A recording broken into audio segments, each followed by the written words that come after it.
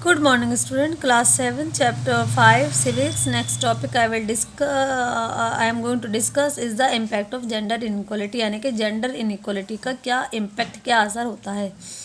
Gender discrimination affect man and women different. देखो gender की base पर अगर जो भेदभाव किया जाता है तो उसका असर मर्द और औरतों पर दोनों पर ही पड़ता है, लेकिन अलग अलग तरीके से. While the man benefit from gender discrimination, क्योंकि मर्दों पर कैसा असर पड़ता है कि जेंडर की बेस पर आदमियों को इसका बेनिफिट मिलता है, जबकि औरतें जो होती हैं यानी कि जो फीमेल कैंडिडेट है वो उससे काफ़ी सफ़र करता है. और औरतों पर इसका एक नेगेटिव इम्पैक्ट पड़ता है. किस तरह से वो देख लीजिए. हेल्थ में the health and the mental wellbeing of women और girl is adversely affected due to the preference for boys. देखो जब किसी जॉब में किसी मैन को प्रेफरेंस दी जाती है औरतों पर या औरतों को रिजेक्ट कर दिया जाता है तो उसका सीधा असर उसके हेल्थ और उसके माइंड पर पड़ता है. The traditional Indian system require that the women eat only after feeding their family.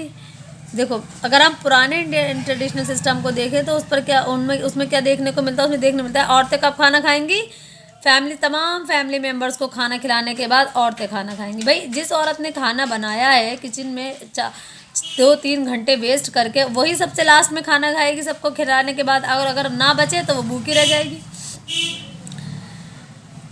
Which is most of the cases means little or no food left for them. का अब होता क्या था कि बहुत सारे केसेस में खाना बचता ही नहीं था या बहुत कम बचता था. उसके बाद जिसने इतनी मेहनत करके खाना बनाया वही पेट भर खाना भी नहीं खा पाती थी.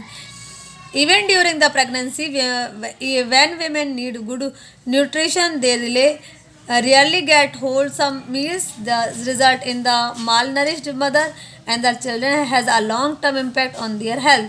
देखो प्रेगनेंसी के दौरान औरतों को एक अच्छे न्यूट्रिशन की न्यूट्रिटिव डाइट की ज़रूरत होती है. तो बहुत कम केसेस में ऐसा होता है कि उनको मतलब हम ट्रेडिशनल फैमिलीज़ की बात कर रहे हैं कि इस तरह की नीड्स या उनकी तमाम जो भी मील्स में उन जो न्यूट्रिटिव वैल्यूज़ होनी चाहिए वो मौजूद रहती थी. और ज़्यादातर में ऐसा नहीं होता था, तो उसकी वजह से क्या होता था, जो माँ है उसके खान पीन अच्छा ना होने की वजह से, न्यूट्रिशन ना होने की वजह से न्यूट्रिशन माल नरिश हो जाती थी मदर भी और बच्चा भी.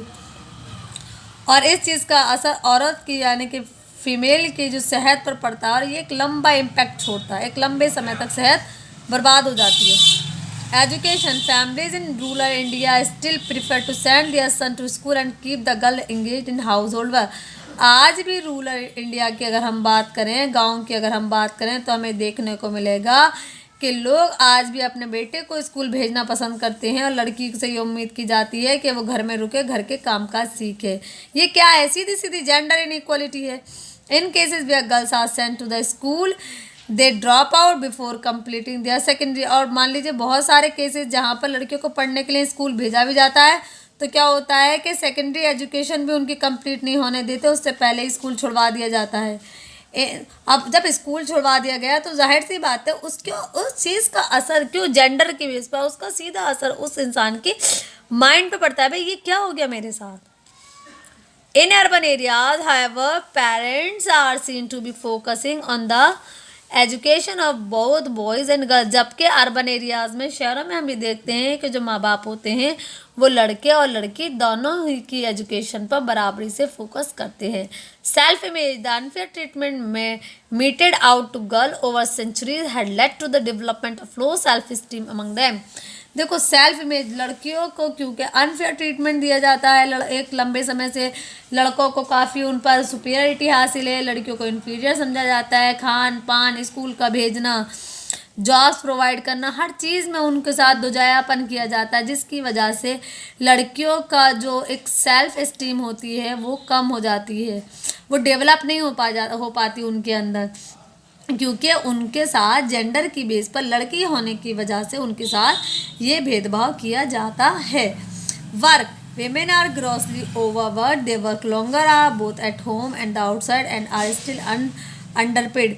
औरतें देखा जाए तो औरतें बहुत मेहनत करती हैं, बहुत ज़्यादा. वो घर पर भी काम कर रही हैं, वो बाहर भी काम कर रही हैं, घंटों घंटों काम कर रही हैं, लेकिन उसके बावजूद भी उनकी जो तनख्वाह है, उनकी जो सैलरी है, उन्हें कुछ नहीं दी जा रही. उन्हें पे नहीं किया जाता उनके काम के लिए, बल्कि क्या कह दिया जाता है, अरे औरतों का तो यही काम है, अरे औरतों का ये काम है, लेकिन कैसे ना उन्हें उस तरह की रेस्पेक्ट दी जाती है उनके काम के लिए, पे तो बहुत दूर की बात है। और अगर बाहर भी वो काम करती हैं आउटसाइड द होम, तो वहाँ भी उन्हें उनके काम के लिए, अगर वही काम कोई मर्द करता है तो उसको ज़्यादा सैलरी दी जाती है, और अगर कोई औरत करती है तो उसकी सैलरी उसके कंपैरिजन में बहुत कम होती है। तो ये जिसका सीधा असर औरतों के ऊपर डायरेक्ट पड़ता है कि भाई मुझे मेरे जेंडर के बेस पर ये कम तनख्वाह दी जा रही है, जो बिल्कुल गलत है। तो ये है हमारा chapter gender inequality. Next topic है हमारा government effort to remove the gender inequality. This topic I will discuss in next video. Thank you very much.